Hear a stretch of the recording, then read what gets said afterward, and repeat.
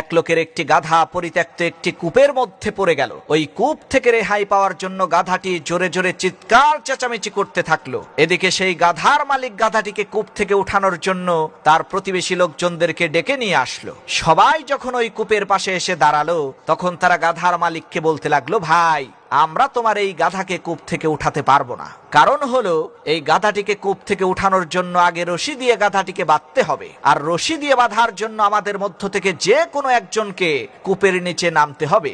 এরপরে রশি দিয়ে বেঁধে টেনে টেনে উপরে তোলা যাবে। কিন্তু আমাদের মধ্য থেকে কেউ তো কূপের নিচে নামতে পারবে না। কেউ যদি নামেও, গাধা তো গাধাই, লাথি মেরে যদি তার চোখ মুখ থ্যাতলা করে দেয়, তাহলে তো সর্বনাশ হয়ে যাবে। সুতরাং এই গাধাকে কূপ থেকে তোলার একটাই উপায় আছে, সেটা হচ্ছে অনেক টাকা পয়সা খরচ করে শহর থেকে প্রশিক্ষণ প্রাপ্ত লোক নিয়ে আসতে হবে। তারাই এই গাধাটিকে কূপ থেকে উদ্ধার করতে পারবে। প্রতিবেশী লোকজনের এই কথা শুনে সেই গাধার মালিক বলে উঠল, বাবা রে, আমার এই বৃদ্ধ দুর্বল গাধাকে কূপ থেকে তোলার জন্য এত টাকা পয়সা আমি খরচ করতে পারবো না।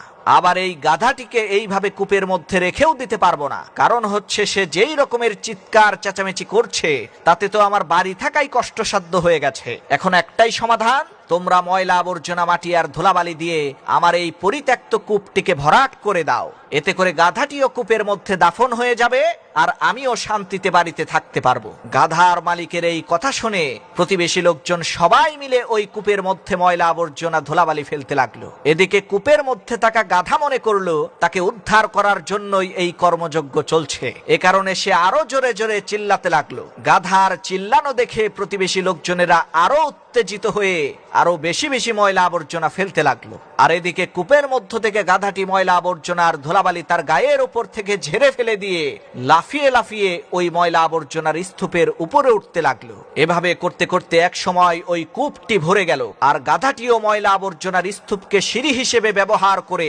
কূপের উপরে চলে আসলো। তখন লোকজন খুশিতে আনন্দিত হয়ে বলতে লাগলো, দেখো, আমরা গাধাটিকে মৃত্যুর হাত থেকে বাঁচিয়ে দিয়েছি। প্রিয় বন্ধুরা, ঠিক একইভাবে আপনার পাশে থাকা লোকজনেরা আপনাকে কটূক্তি করে, অপমান করে, অবহেলা করে, অপদস্থ করে ব্যর্থতা নামক কূপের মধ্যে দাফন করে দেওয়ার চেষ্টা করবে। এখন আপনিই সিদ্ধান্ত নেন, আপনি কি লোকজনের অপমান, অবহেলার, কটূক্তির নিচে চাপা পড়ে ব্যর্থতা নামক কূপের মধ্যে দাফন হয়ে যাবেন, নাকি এই অপমান, অবহেলার, কটূক্তিগুলোকে সিঁড়ি হিসেবে ব্যবহার করে সফলতার দ্বার প্রান্তে পৌঁছাবেন?